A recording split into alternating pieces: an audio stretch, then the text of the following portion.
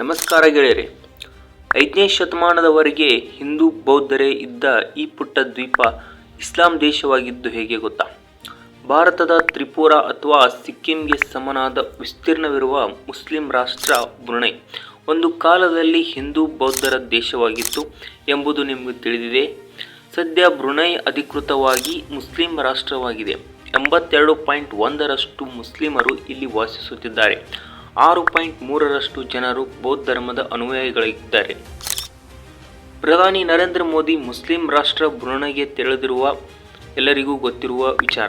ಅಂದ ಹಾಗೆ ಈ ದೇಶದ ಹೆಸರನ್ನು ಸಂಸ್ಕೃತದಿಂದ ತೆಗೆದುಕೊಳ್ಳಲಾಗಿದೆ ಎಂಬ ವಿಚಾರ ನಿಮಗೆ ಗೊತ್ತೇ? ಒಂದು ಕಾಲದಲ್ಲಿ ಇದು ಹಿಂದೂ ಬೌದ್ಧ ದೇಶವಾಗಿತ್ತು. ಇಷ್ಟು ಮಾತ್ರವಲ್ಲದೆ ಇಲ್ಲಿನ ಮಲಯ ಸಂಸ್ಕೃತಿಯು ಹಿಂದೂ ಧರ್ಮದ ಜೊತೆ ಸಂಬಂಧ ಹೊಂದಿತ್ತು. ಭಾರತದ ತ್ರಿಪುರ ಅಥವಾ ಸಿಕ್ಕಿಂಗೆ ಸಮನಾಗಿದೆ. ಬ್ರುನೈ ಜನಸಂಖ್ಯೆಯು ಕೇವಲ 5 ಲಕ್ಷದಷ್ಟಿದೆ. ಇಲ್ಲಿ ಜನಸಂಖ್ಯೆ ಕಡಿಮೆಯಾಗುತ್ತಿದೆ. ಇಲ್ಲಿ ಮಲಯ ಭಾಷೆ ಮಾತನಾಡುತ್ತಾರೆ. ಬ್ರುನೈ ಬೌದ್ಧ ದೇಶದಿಂದ ಇಸ್ಲಾಮಿಕ್ ದೇಶವಾಗಿ ಬರೋಬ್ಬರಿ 500 ವರ್ಷಗಳಲ್ಲಿ ಬದಲಾಯಿತು. ಇಸ್ಲಾಂ ಆಗಮನದ ಮೊದಲು ಬ್ರುನೈ ಹಿಂದೂ ಮತ್ತು ಬೌದ್ಧ ಸಾಮ್ರಾಜ್ಯಗಳಿಂದ ಪ್ರಭಾವಿತವಾಗಿತ್ತು.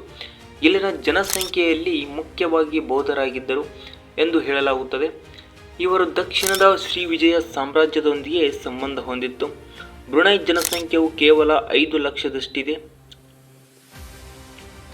6ನೇ ಶತಮಾನದ ಆರಂಭದಲ್ಲಿ ಭಾರತ ಮತ್ತು ಚೀನಾದೊಂದಿಗೆ ಬ್ರುನೈ ವ್ಯಾಪಾರ ಸಾಂಸ್ಕೃತಿಕ ಸಂಬಂಧಗಳ ಪ್ರವರ್ಧಮಾನಕ್ಕೆ ಬಂದವು.